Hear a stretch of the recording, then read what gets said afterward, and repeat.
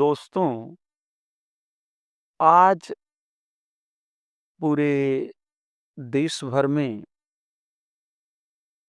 Constitution day मनाया जा रहा है और इस मौके पे यूनिवर्सिटियों, कॉलेजेस, सरकारी ऑफिसेस और भी जितनी वहाँ पे तरह-तरह के कार्यक्रम हो रहे हैं और भारत का जो आईन है, जो कॉन्स्टिट्यूशन है, उसके बारे में बातचीत हो रही है। कॉन्स्टिट्यूशन के मुख्तलिफ जो एस्पेक्ट्स हैं, उस पे विद्वान लोग अपनी बातें रख रहे हैं। इस अवसर पे मेरे भी कुछ साथियों ने मुझसे कहा कि आप भी इस विषय पे अपनी राय रखिए और उनका कहना था कि political science as a subject मैं पढ़ाता भी रहा हूँ, तो मुझे इस विषय पर बोलने का हक है। सबसे पहले मैं सबका शुक्रिया अदा करना चाहता हूँ कि आपने मुझे इस काबिल समझा और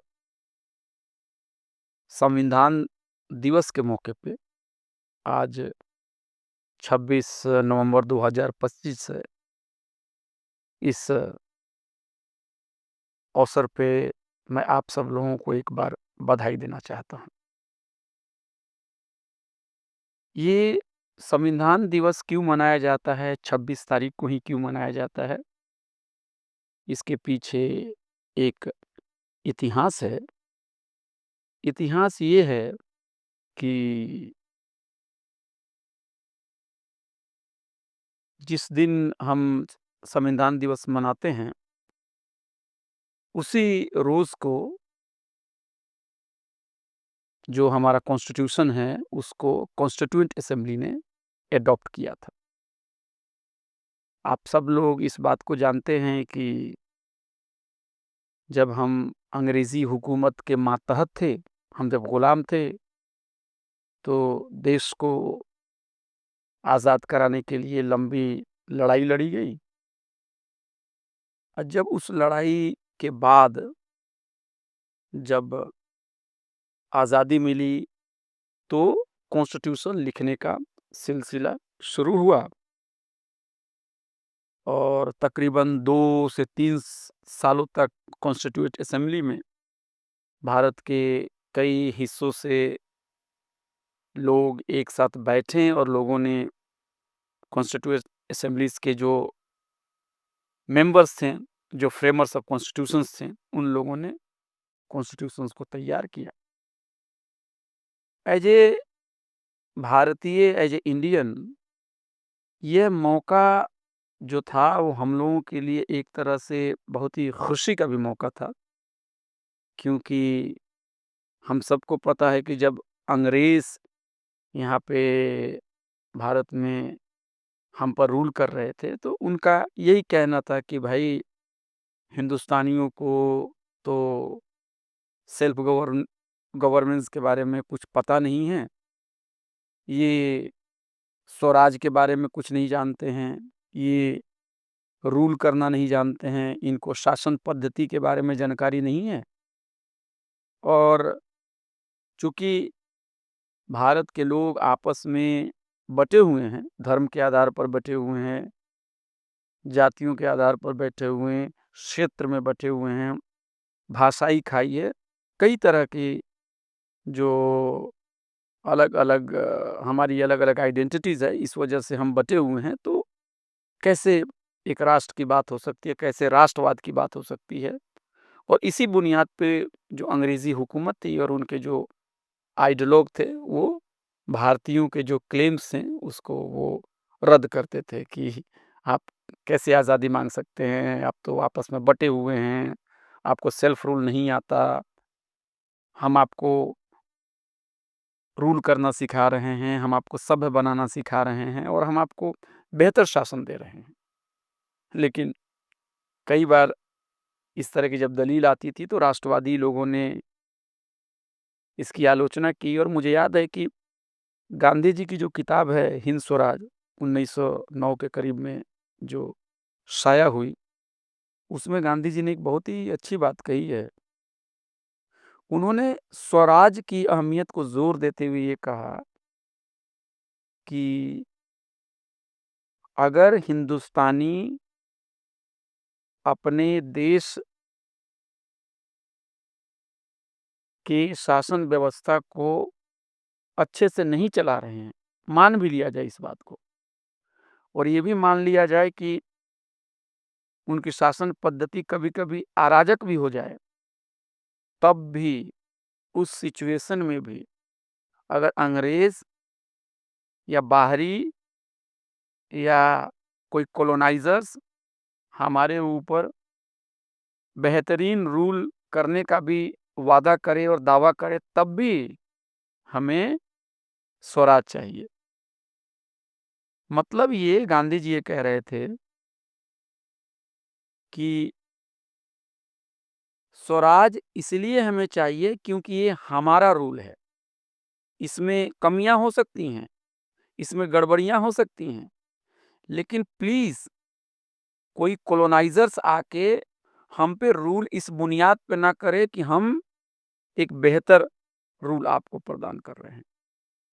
बहुत ही इंटरेस्टिंग बात है और मैं इस गांधी जी के इस कथन को बहुत ही कहिए कि उसको मैं गाँठ बाँध के अपने पास रखता हूँ और कई बार मैं इस बात की चर्चा भी करता हूँ। तो स्वराज का जो असली मतलब है, वो ये है कि जो लोग हैं, जो जहाँ के हैं, उन्हीं को अपने इलाके में, अपने देश में शासन व्यवस्था करने का अधिकार है। वही तय करे कि उनके लिए क्या बेहतर है और उनके लिए क्या बेहतर नहीं है। उनको कोई दूसरा आके डिक्टेट ना करे। कोई दूसरा आके उनको सभ्य ना बनाए, कोई दूसरा आके ये ना कहे कि हम आपको बेहतर रूल दे रहे हैं, अरे आपको तो कुछ आता ही नहीं है। और इसीलिए मैं कई बार कहता हूँ कि स्वराज का जो कांसेप्ट है जो गांधी जी का, वो सिर्फ़ अंग्रेज़ों और भारतीयों तक ही नहीं सीमित है। ये कांसेप्ट जो है, ये हर इलाके, हर सिचुएशंस में इसका महत्व है।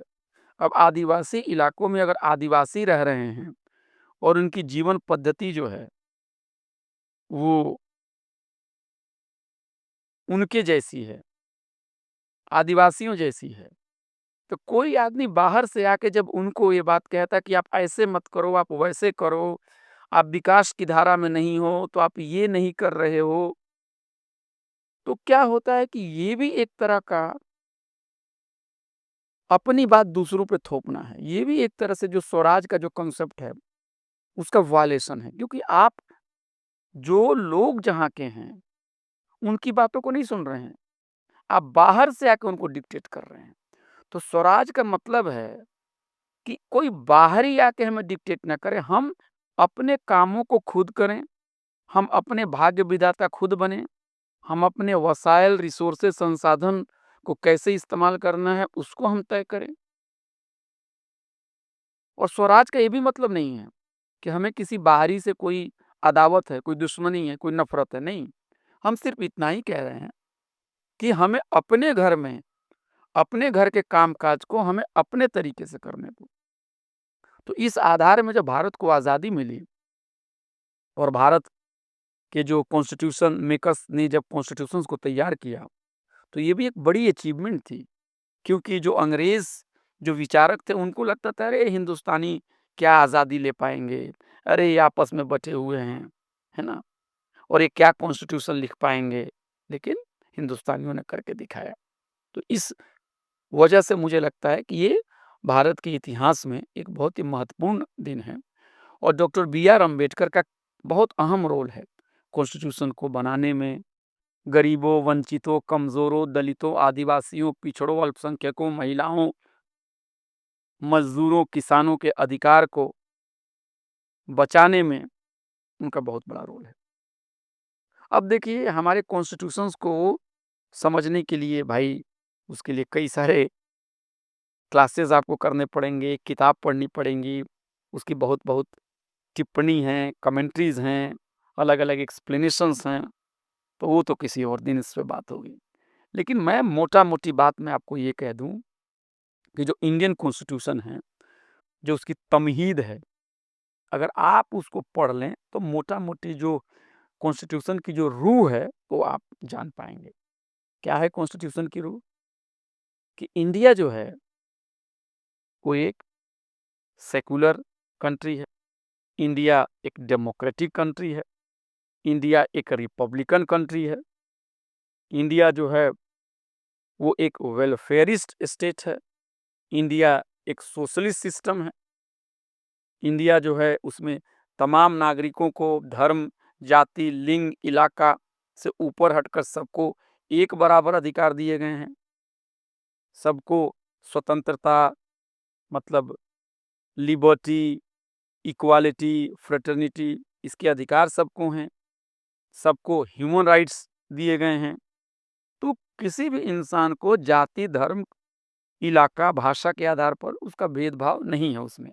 महिला और मर्द के नाम पर भी भेदभाव नहीं है, है ना? नॉर्थ इंडिया और साउथ इंडिया के नाम पर भी भेदभाव नहीं है ना? तो ये बहुत बड़ा अचीवमेंट था कॉन्स्टिट्यूशन का। और कॉन्स्टिट्यूशन ने सबको पॉलिटिकल, इकोनॉमिक, सोशल जस्टिस देने की बात कही है ना? सबको एक वोट का अधिकार दिया है। सबके वोट एक ही हैं, है ना? चाहे कोई बहुत अमीर हो, चाहे कोई गरीब हो, सबको एक ही वोट देने होते हैं, 2 वोट नहीं होते हैं। तो सबको एडल्ट फ्रेंचाइज़ है। पहले क्या होता था कि जिसके पास संपत्ति होती थी, उन्हीं को वोट देने का अधिकार था। एक ज़माने में महिलाओं को भी अधिकार नहीं था वोट देने के लिए। यूरोप में भी बहुत लंबे समय तक चला कि महिलाओं को नहीं दिया जाता था अधिकार, लेकिन जब भारत में आज़ादी मिली, तो सबको वोट देने का अधिकार दिया गया और यही ताकत बनी। जो इस देश के वंचित हैं, दलित हैं, आदिवासी हैं, पिछड़े हैं, अल्पसंख्यक हैं, जो कि पैसे के मामले में, ज़मीन जायदाद के मामले में, शिक्षा के मामले में जो अगड़ी और सवर्ण जातियाँ हैं, उनसे पीछे हैं। लेकिन डेमोक्रेसी की वजह से, लोकतंत्र की वजह से, सबको एक वोट होने की वजह से उनको एक ताकत मिली। और इसीलिए आप देखेंगे कि बहुत सारे राज्यों में आप देखेंगे कि बहुत सारे ओबीसी लीडरशिप उभरी, बहुत सारे इलाकों में दलित भी लीडर बने। हमारे मुल्क में दलित राष्ट्रपति जो सबसे बड़ा पद है वहाँ तक पहुँच चुका है। एक आदिवासी भी हमारे देश में अभी राष्ट्रपति हैं। मुस्लिम भी जो अल्पसंख्यक हैं वो भी राष्ट्रपति बन चुके हैं। कई सारे चीफ मिनिस्टर भी दलित हैं, कई सारे चीफ मिनिस्टर ओबीसी हैं, कई सारे चीफ मिनिस्टर मुस्लिम भी बने हैं, कई चीफ मिनिस्टर आदिवासी भी हैं। तो ये हिंदुस्तान की जो एक पॉलिटिकल डेमोक्रेसी है, उसका बहुत बड़ा रोल है, जिसने भारत जैसे एक समाज जिसमें जाति के आधार पर सब कुछ तय होता है ना?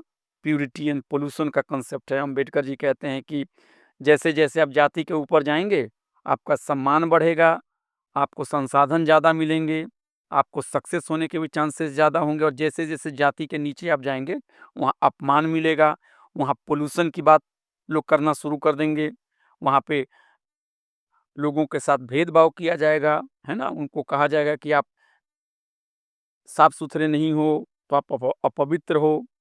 तो ये सारी चीज़ें समाज में चलती आ रही थी, है ना? अनटचेबिलिटी भी थी।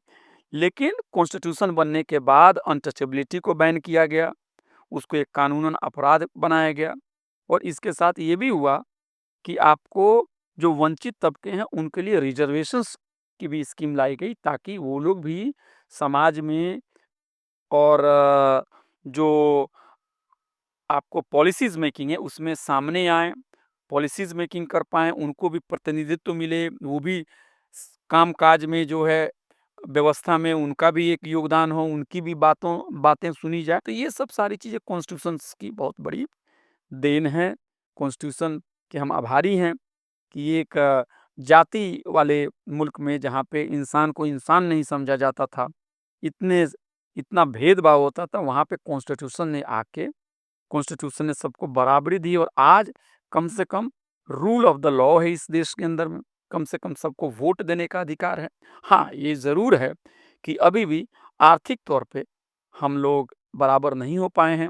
सामाजिक तौर पर भी हमारी जो पोजीशन्स है एक बराबर नहीं हो पाई है। आज भी दलितों को, आदिवासियों को, पिछड़ों को, महिलाओं को, अल्पसंख्यकों को सताया जाता है, दबाया जाता है ना? और डॉक्टर अंबेडकर जी ने भी कॉन्स्टिट्यूएंट असेंबली में बात कही थी जब कॉन्स्टिट्यूशन बनकर तैयार हो गया था कि जब तक आप इकोनॉमिक डेमोक्रेसी नहीं देंगे, जब तक आप आर्थिक आधार पर लोगों को मजबूत नहीं करेंगे, जब तक आप सामाजिक तौर पर लोगों को मजबूत नहीं करेंगे, तब तक सिर्फ पॉलिटिकल डेमोक्रेसी का बहुत ज़्यादा मतलब नहीं हो पाता है, कुछ नहीं निकल पाता है ना?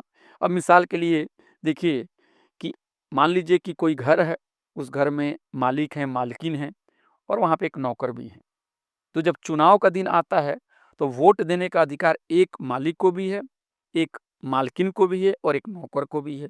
तो यहाँ पे तो एक बराबरी दिखती है ना?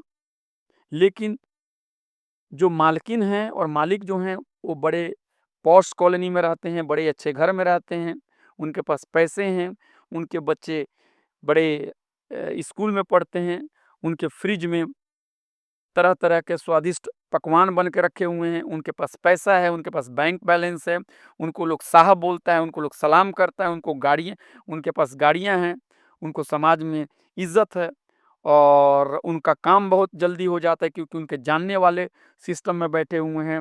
वो उनकी उनकी पहुँच जो है प्रशासन में है, सरकार में है, तो वो सब कुछ उनका अच्छे से हो जाता है। लेकिन दूसरी तरफ जो महिला हैं, जो कि नौकरानी हैं, जो घर में काम करती हैं, उनको कम पैसे भी मिलते हैं और काम करने के बाद वो झुग्गी में जाती हैं रहने के लिए।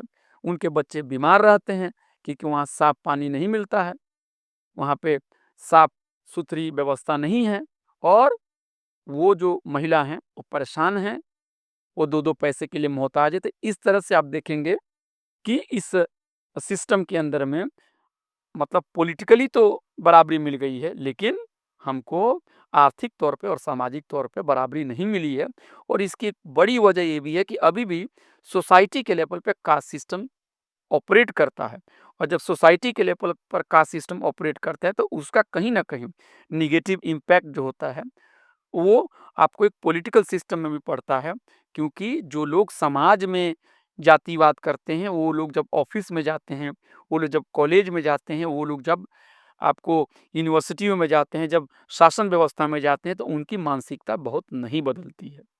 तो इसलिए ये बहुत सारे चैलेंजेज़ हैं और जो भारत के कॉन्स्टिट्यूशन में जो आपको जो पर्सनल लिबर्टी वाले जो मामले थे, जो सिविल लिबर्टीज़ वाले मामले थे, जो रिलीजियस फ्रीडम वाले जो मामले थे, जो इंडिविजुअल से रिलेटेड जो राइट्स थे, वो तो फंडामेंटल राइट्स का हिस्सा बना और फंडामेंटल राइट्स के हिस्सा बनने की वजह से ये हुआ कि आप उस अधिकार का वायलेट नहीं कर सकते हैं अगर किसी को किसी के साथ भेदभाव किया जाए उनकी जाति के आधार पर या उनके धर्म के आधार पे या सरकार धर्म के आधार पर पॉलिसीज़ बनाए तो कोई कोर्ट जा सकता है। अगर किसी को कॉलेज में इस आधार पे एडमिशन ना दिया जाए कि वो इस इलाके से आता है, इस जाति से और इस धर्म से है तो वो कोर्ट जा सकता है। किसी को महिला और पुरुष के नाम पर भेदभाव किया जाए, हिंदू-मुसलमान के नाम पर भेदभाव किया जाए, तो वो कोर्ट जा सकता है। तो इस तरह से आप देखेंगे कि समान अवसर के मामले में सबको बराबरी है।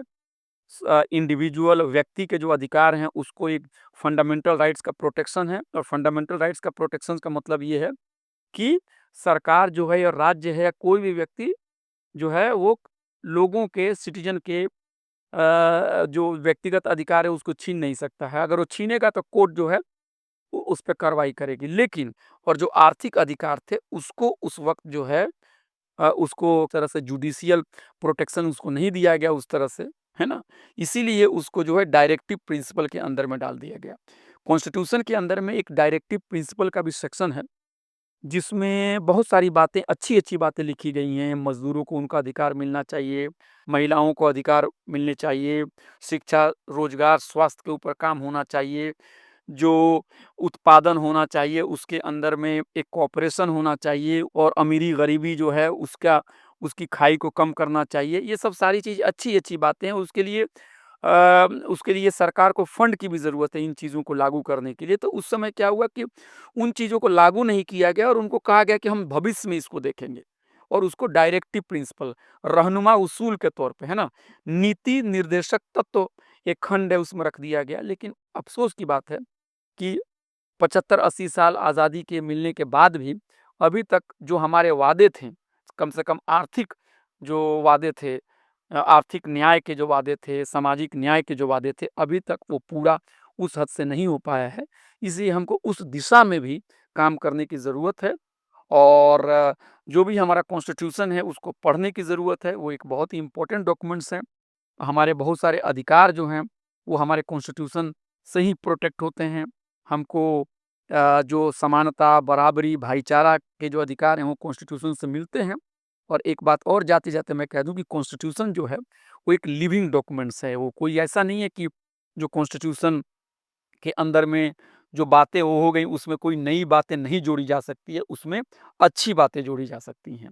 उसको और बेहतर बनाया जा सकता है। हाँ, खतरा भी है कि कॉन्स्टिट्यूशन के अंदर में जो अच्छी बातें हैं उसको भी, जो भी समाज का प्रभुत्वशाली जो तबका है वो चाहता है कि उसमें छेड़-छाड़ कर दे, उसमें बदलाव कर दे। इसलिए हमें उन लोगों से भी सावधान रहने की ज़रूरत है, जो कॉन्स्टिट्यूशन की अच्छी चीज़ों को डाइल्यूट करना चाहते हैं। वो चाहते हैं कि एक बार जो समाज में जो ताकतवर लोग हैं उन्हीं का बोलबाला बना रहे। वैसे लोगों से हमें खबरदार रहना है, वैसे लोगों से हमें कॉन्स्टिट्यूशन को बचाना है। लेकिन अधिकार जो होते हैं, वो अधिकार जैसे-जैसे ह्यूमैनिटी आगे बढ़ती है, अधिकार का जो दायरा होता है, जो स्कोप ऑफ राइट्स होते हैं, वो बढ़ते जाते हैं। नई-नई हमारे सामने समझदारी आती है, नए-नए आंदोलन हमें नए-नए चीज़ें सिखाती हैं। इसलिए समता, इक्वालिटी, फ्रेटर्निटी, लिबर्टी को और मज़बूत बनाने के लिए अगर संविधान के अंदर में और अच्छी-अच्छी चीज़ों को जोड़ा जाना चाहिए, मज़दूरों को, किसानों को, महिलाओं को, वंचितों को, आदिवासियों को, दलितों को, पिछड़ों को और अधिकार मिलने के लिए कोई चीज़ें जोड़ी जानी चाहिए, तो उसका स्वागत होना चाहिए। और कॉन्स्टिट्यूशन को बचाने की लड़ाई जो है एक पॉलिटिकल लड़ाई भी है। पॉलिटिकल लड़ाई का मतलब शोर-शराबा लोग हमेशा समझते हैं, ऐसा नहीं है। पॉलिटिकल लड़ाई का मतलब होता है कि हम चीज़ों को समझें, हम समस्याओं को समझें और इस बात पे यकीन करें कि हमारे, आपके और दूसरों के जो जो हित हैं वो आपस में जुड़े हुए हैं और एक सोसाइटी में जो पॉलिसीज़ जो होंगी वो इंडिविजुअल लेवल पे नहीं बन सकती हैं, वो पब्लिक लेवल पे ही बनेंगी क्योंकि सोसाइटी में सब रहते हैं।